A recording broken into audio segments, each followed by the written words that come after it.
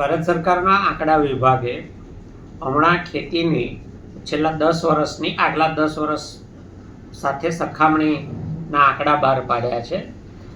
ભારતનું જે કુલ કૃષિ ઉત્પાદન છે, કૃષિ ઉત્પાદનમાં માંસ, જંગલ પેદાશો, માછીમારીનો પણ સમાવેશ થાય છે. એમાં ખેત ઉત્પાદનોનો ફાળો ઘટતો જાય છે. માની લો કે આખા દેશમાં કૃષિ ઉત્પાદન સરકારી ભાષામાં 100 રૂપિયાનું થયું, તો એમાં પાકનો હિસ્સો પહેલાં 62 રૂપિયા ને 40 પૈસા હતો, એ 2023-24માં ઘટીને 54 રૂપિયા ને 10 પૈસા થયો.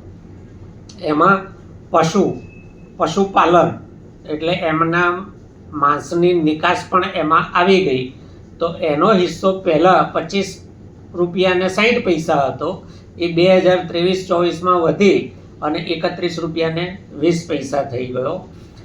જંગલ પેદાશો પહેલાં 7 રૂપિયા ને 80 પૈસાની હતી કુલ 100 રૂપિયામાં, એ અત્યારે 7 રૂપિયા ને 70 પૈસાની છે, એટલે કે 10 પૈસાનો ઘટાડો થયો.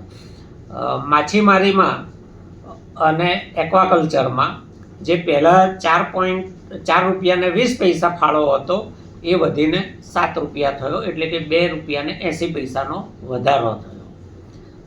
આ શું બતાવે છે કે સરકારની નીતિ, કેન્દ્ર સરકારની નીતિ એવી છે કે જેમાં માંસની નિકાસને, દરિયાઈ પેદાશોની નિકાસને પ્રોત્સાહન મળે છે, પરંતુ ખેડૂતો દ્વારા ખેતરમાં પરસેવો રેડીને પકવેલા ઉત્પાદનોની નિકાસમાં સરકારને એટલો રસ પડતો નથી.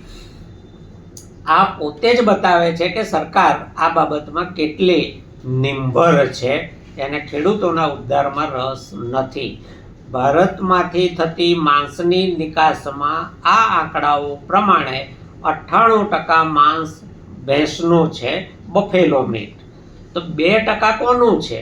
ભારતમાં ગૌ હત્યા ઉપર તો પ્રતિબંધ છે.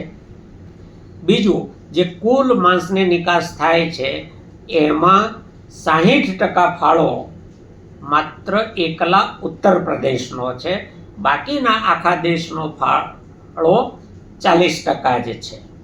આમાંથી કંઈ સમજાય છે તમને? વિચારજો અને ચેનલ સબસ્ક્રાઈબ કરજો. આભાર.